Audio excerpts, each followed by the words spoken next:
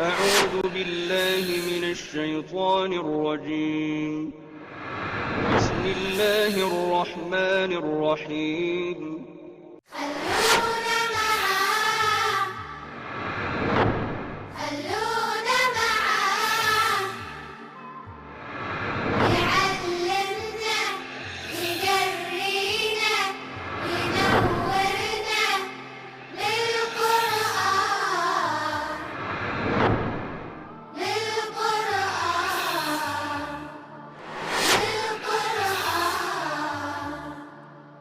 یا ایھا الذین آمنوا لا تتخذوا عدوی وعدوکم اولیاء تلقون الیہم بالمودۃ وقد کفروا بما جاءکم من الحق۔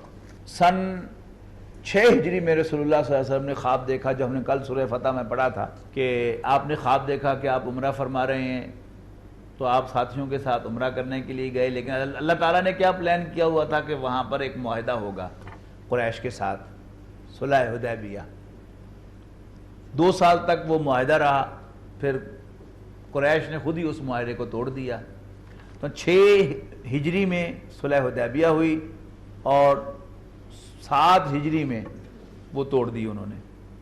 8 ہجری میں نبی اکرم صلی اللہ علیہ وسلم نے پلان کیا کہ کیونکہ اب معاہدہ تو ٹوٹ گیا، صلح کا معاہدہ، نو وار پیکٹ تو ختم ہو گیا، لہذا آپ نے فیصلہ فرمایا کہ مکہ مکرمہ پر آپ چڑھائی کریں گے اور مکہ کو فتح کریں گے، لیکن آپ نے اپنے اس فیصلے کو سیکرٹ رکھا۔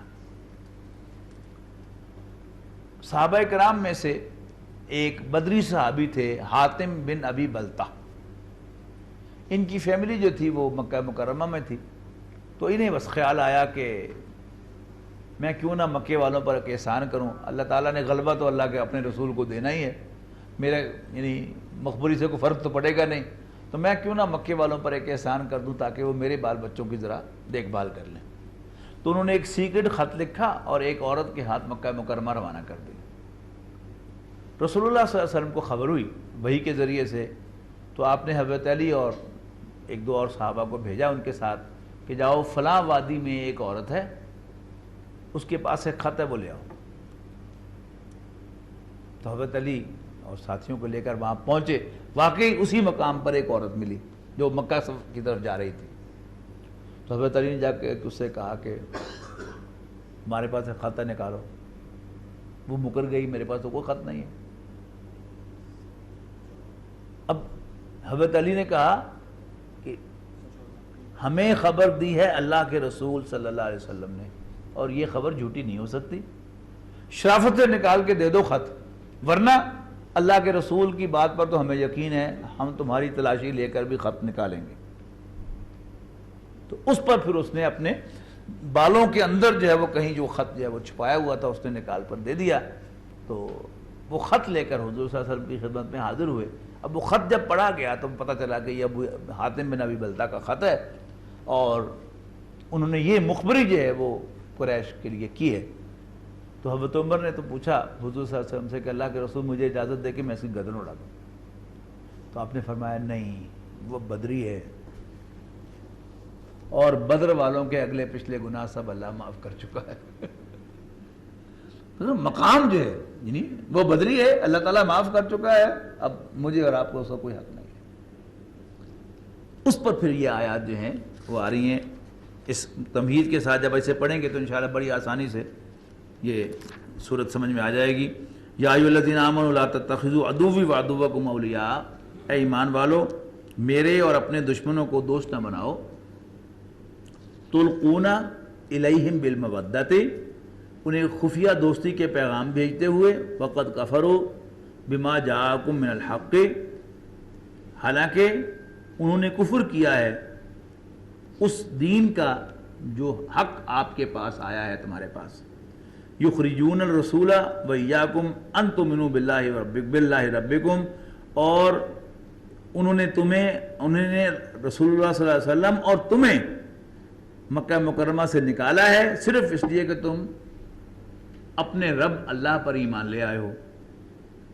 ان کنتم خرجتم جہادا فی سبیلی وابتغاء مرضاتی، اگر تم نکلے ہو لڑنے کو میری راہ میں اور میری رضا طلب کرنے کے لیے، تو سرون الیہم بالمودۃ، تو تم ان کو خفیہ دوستی کے پیغام بھیجتے ہو. وانا اعلم بما اخفیتم وما اعلنتم، حالانکہ جو کچھ بھی تم خفیہ کرتے ہو یا اعلانیہ کرتے ہو مجھے تو معلوم ہی ہے. وَمَن يَفْعَلْهُ مِنْكُمْ، اور جو کوئی تم میں سے یہ حرکت کرے گا فَقَدْ ضَلَّ سَوَاءَ السَّبِيلِ، تو وہ صراط مستقیم سے بھٹک جائے گا بہت دور. وَإِن يَثْقَفُوكُمْ، اور سنو اگر تم ان کے ہاتھ آ جاؤ، يَكُونُوا لَكُمْ أَعْدَاءً، تو وہ تو تمہارے دشمن ہوں گے، تمہارے ساتھ کوئی رعایت نہیں کریں گے. وَيَبْسُطُوا إِلَيْكُمْ أَيْدِيَهُمْ، اور تم پر اپنے ہاتھ چلائیں گے، وَأَلْسِنَتَهُمْ، اور زبانیں چلائیں گے، بِالسُّوءِ، بری طریقے سے. وَوَدُّوا لَوْ تَكْفُرُونَ، اور چاہیں گے کہ تم بھی کافر ہو جاؤ. لَن تَنْفَعَكُمْ أَرْحَامُكُمْ وَلَا أَوْلَادُكُمْ، کیونکہ انہوں نے ایک پلی یہ لی تھی کہ میرے بال بچے وہاں ہیں، میں نے ان کے بھلے کے لیے کیا تھا، اب اس کو ایڈریس کیا جا رہا ہے. لَن تَنْفَعَكُمْ أَرْحَامُكُمْ وَلَا أَوْلَادُكُمْ، تمہارے کنبے اور تمہاری اولادیں تمہارے کسی کام نہیں آئیں گی. یوم القیامہ، قیامت کے دن. یفصل بینکم، اللہ تعالیٰ تمہارے درمیان فیصلے فرمائے گا. واللہ بما تعملون بصیر، اور جو کچھ بھی تم کرتے ہو اللہ تعالیٰ اسے دیکھتا ہے.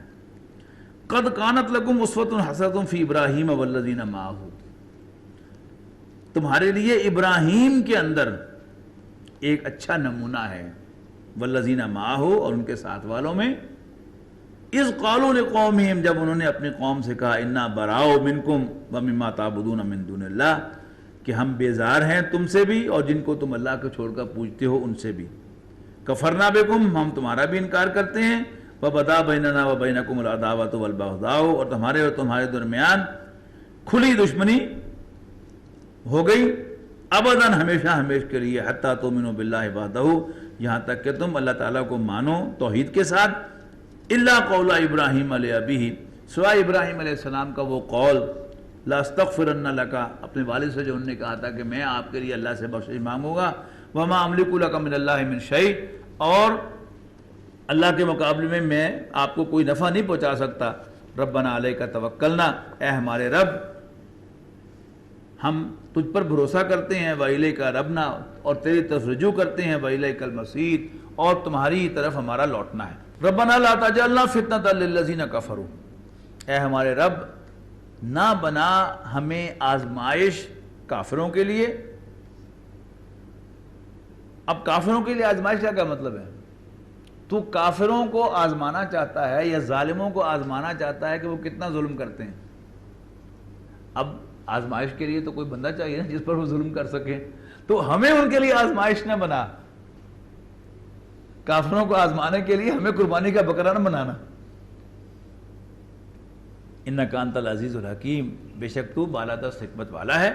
لقد کان لکم فیہم اسوۃ حسنۃ، اور تم میں ابراہیم اور ان کے ساتھیوں کے لیے ایک اچھا نمونہ ہے. لمن کان یرجو اللہ والیوم الآخرہ، جو کوئی بھی امید رکھتا ہو اللہ سے ملنے کی اور آخرت کے دن کی. ومن یتولی، اور جو کوئی منہ پھیرے، فإن اللہ هو الغنی الحمید، تو بے شک اللہ تعالیٰ بے نیاز اور حمد کیا گیا ہے. عسى اللہ ان یجعل بینکم وبین الذین عادیتم منہم مودۃ، امید ہے کہ اللہ کر دے گا تم میں اور تمہارے دشمنوں کے درمیان دوستی، لیکن بعد میں. واللہ قدیر، اللہ تعالیٰ قادر ہے. واللہ غفور الرحیم، اور اللہ بخشنے والا مہربان ہے. لا ینہاکم اللہ عن الذین لم یقاتلوکم فی الدین، اللہ تعالیٰ تمہیں منع نہیں کرتا یعنی تعلقات رکھنے سے ان لوگوں کے ساتھ کہ جو دین کے معاملے میں تم سے نہیں لڑتے، تم سے جنگ نہیں کرتے.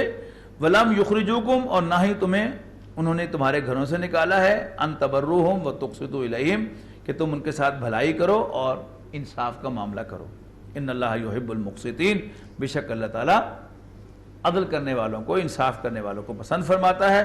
انما ینہاکم اللہ عن الذین قاتلوکم، ہاں اللہ تمہیں منع کرتا ہے ان لوگوں کے ساتھ تعلقات رکھنے کو جو تم سے لڑتے ہیں.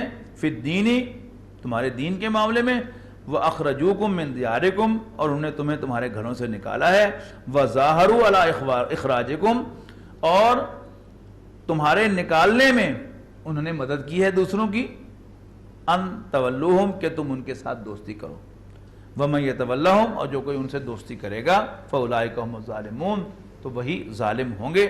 یا ایھا الذین آمنوا اذا جاءکم المؤمنات مہاجرات، جب مومن عورتیں تمہارے پاس آئیں ہجرت کر کے، فامتحنوہن، تو انہیں جانچ لیا کرو، اللہ عالم بایمانہن، اللہ کو تو ان کے ایمان کا خوب پتہ ہے، فإن علمتموہن مؤمنات، اور اگر تم انہیں مومن پاؤ، فلا ترجعوہن الی الکفار، تو پھر انہیں کافروں کی طرف نہ لوٹانا، لا ہن حل لہم، یہ کافروں کے لیے حلال نہیں ہے، ولا ہم یحلون لہن، اور نہ وہ ان کے لیے حلال ہیں، وآتوہم ما انفقوا، اور ان کو دے دو جو کچھ انہوں نے خرچ کیا ہے، ولا جناح علیکم ان تنکحوہن، اور تم پر کوئی گناہ نہیں کہ تم ان کے ساتھ نکاح کر لو، اذا آتیتموہن اجورہن، جب تم ان کے مہر ادا کر دو، ولا تمسکوا بعصم الکوافر، اور نہ رکھو اپنے قبضے میں کافروں کی ناموس، وصلوا ما انفقتم، بلکہ وہ عورتیں انہیں دے دو، کافر عورتیں جو تمہارے نکاح میں ہیں کافروں کے حوالے کر دو،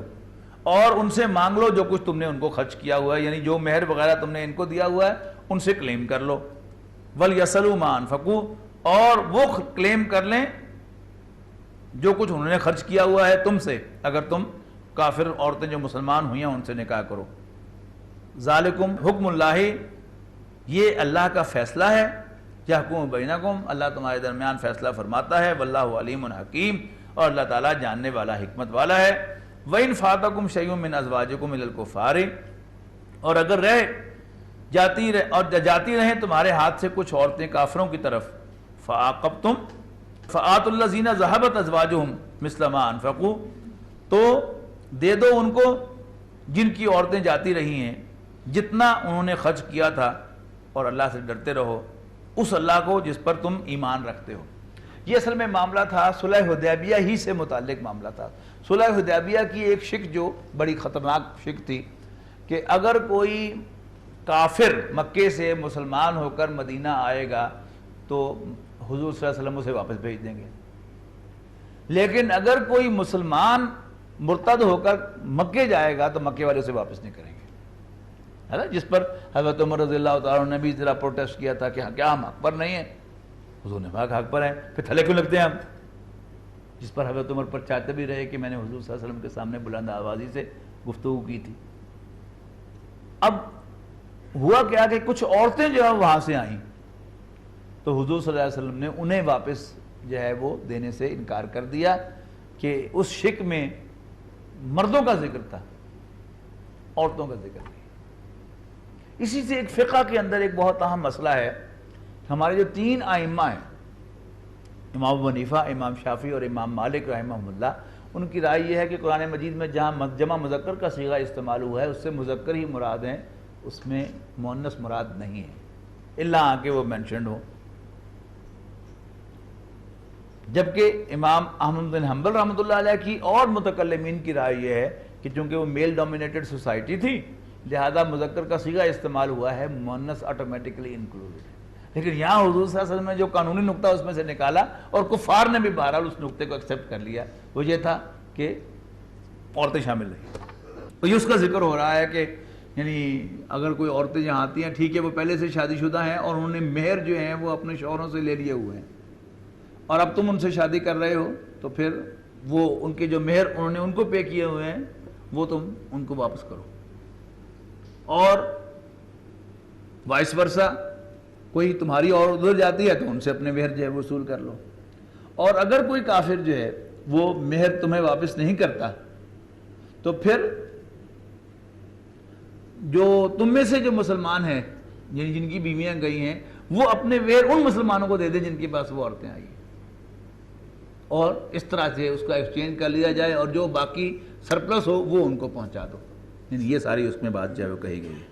یا ایھا النبی، اے نبی صلی اللہ علیہ وسلم، اذا جاءک المؤمنات یبایعنک، جب مومن عورتیں تمہارے پاس آئیں کہ وہ بیعت کریں تمہارے ہاتھ پر، الا اللہ یشرکن باللہ شیئا، کہ وہ اللہ کے ساتھ کسی کو شریک نہیں بنائیں گی، ولا یسرقن، چوری نہیں کریں گی، ولا یزنین، اور بدکاری نہیں کریں گی، ولا یقتلن اولادہن، اور اپنی اولاد کو قتل نہیں کریں گی، ولا یاتین ببہتان یفترینہ بین ایدیہن وارجلہن، اور وہ کوئی بہتان نہیں باندھیں گی اپنے ہاتھوں اور اپنے پاؤں کے درمیان، جو بھی عمل ہے یہ استعارہ ہے، اپنی اولاد کو اس کی اصل باپ کی بجائے کسی اور کی طرف منسوب کرنا۔ یہ بھی عورتوں کے پارٹ پر بڑا گناہ کبیرہ ہے کہ جس کا بچہ ہو اسی کی طرف وہ منسوب کریں. تو اگر وہ یہ وعدہ کریں کہ ہم ان ہاتھوں پر بیعت کرتے ہیں، ولا یعصینک فی معروف، اور بھلی باتوں میں آپ کی نافرمانی نہیں کریں گے، فبایعہن، تو آپ ان کی بیعت قبول کر لیجئے، واستغفر لہن اللہ، اور اللہ سے ان کے لیے بخشش مانگیے، ان اللہ غفور الرحیم، بے شک اللہ تعالیٰ بخشنے والا مہربان ہے. یا ایھا الذین آمنوا لا تتولوا قوما غضب اللہ علیہم، اے ایمان والو مت دوستی کرو ان لوگوں سے جن پر اللہ غضبناک ہے. قد یئسوا من الآخرۃ کما یئس الکفار من اصحاب القبور، تو وہ آخرت سے ایسے آس توڑ چکے ہیں جیسے منکر قبر والوں سے، یعنی منکر سمجھتے ہیں کہ مر گئے مک گئے، جبکہ مسلمان سمجھتا ہے کہ نہیں، نہ مرے ہیں نہ مکے ہیں، وہ تو صرف ایک عالم سے دوسرے عالم میں منتقل ہوئے اور وہ دوبارہ قیامت کے دن اٹھائے جائیں گے اور ان کا حساب کتاب ہوگا. بارک اللہ لی و لکم فی القرآن العظیم ونفعنی وإیاکم بالآیات والذکر.